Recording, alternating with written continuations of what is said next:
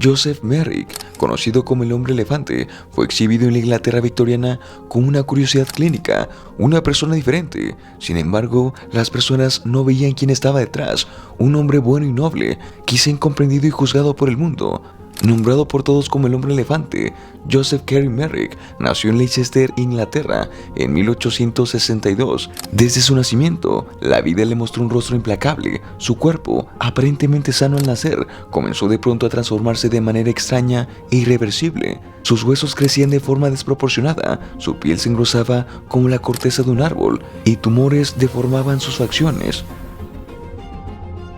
La infancia de Joseph Merrick estuvo marcada por la muerte de su madre, la única persona que alguna vez lo trató con algo de ternura.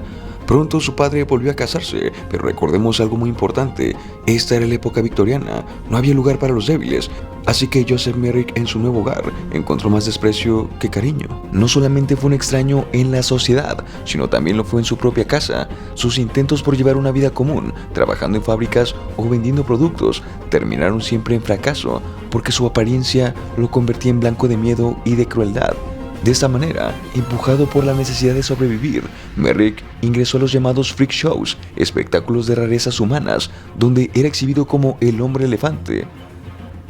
Detrás de la cortina roja, la gente curiosa pagaba por verlo. En ese lugar, bajo las luces artificiales y las miradas morbosas, Merrick aprendió a soportar la humillación para ganarse un pan. Para el público era un espectáculo, pero para él era su única manera de existir. Por aquella época, las sociedades no funcionaban como las sociedades actuales. En aquella época abundaba no solamente el racismo, sino también el clasismo, y existía una marcada tendencia por clasificar todo. Incluso puede que en aquella época Joseph Merrick ni siquiera fuera considerado como un ser humano.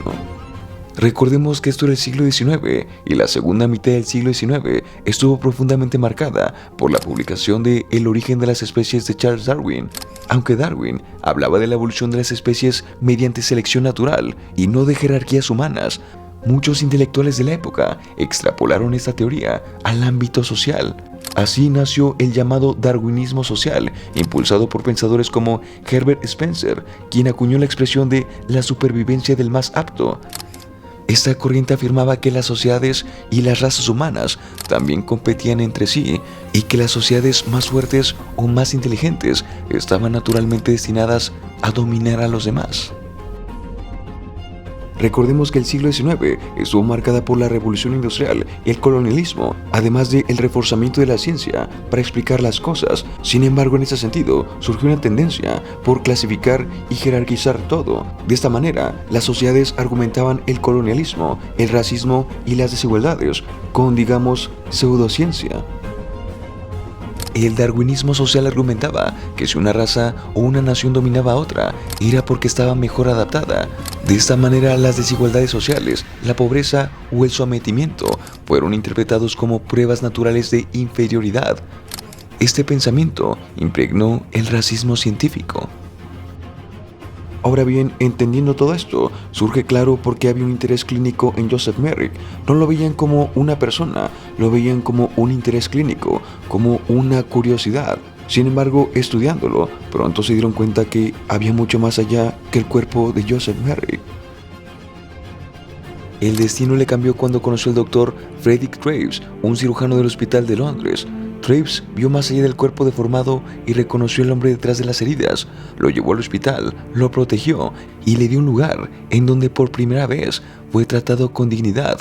Allí, entre paredes blancas y pasillos silenciosos, Merrick floreció, construía maquetas, escribía poesía y mostraba una sensibilidad desbordante. Descubrió que dentro de su cuerpo castigado habitaba un alma profundamente humana. Fue de esta manera que algunas pocas personas de aquella época entendieron que había mucho más detrás de la apariencia y que en ocasiones la belleza humana no se encuentra en la superficie.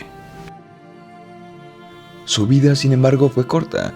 Joseph Merrick murió en 1890, a los 27 años. Se cree que intentó dormir acostado, como cualquier otra persona, cansado de dormir siempre sentado para evitar asfixiarse. Quizá fue un gesto de rebeldía, quizá un deseo de sentirse, aunque sea por una vez, como cualquier otra persona. De esta manera, el peso de su propia cabeza le arrebató el aliento mientras él dormía. La historia de Joseph Merrick no es solamente la de un hombre marcado por la enfermedad, es la historia de cómo la sociedad puede ser cruel ante lo diferente, pero también de cómo la empatía puede transformar una vida. Su legado nos dice que a veces la verdadera deformidad no está en el cuerpo, sino en la capacidad de sentir compasión. Merrick, el hombre que llamaron monstruo, nos recuerda algo sumamente esencial. Todos buscamos lo mismo, todos buscamos ser aceptados, ser amados y ser vistos como seres humanos. En fin, nos vemos en el siguiente video, camaradas. Hasta pronto.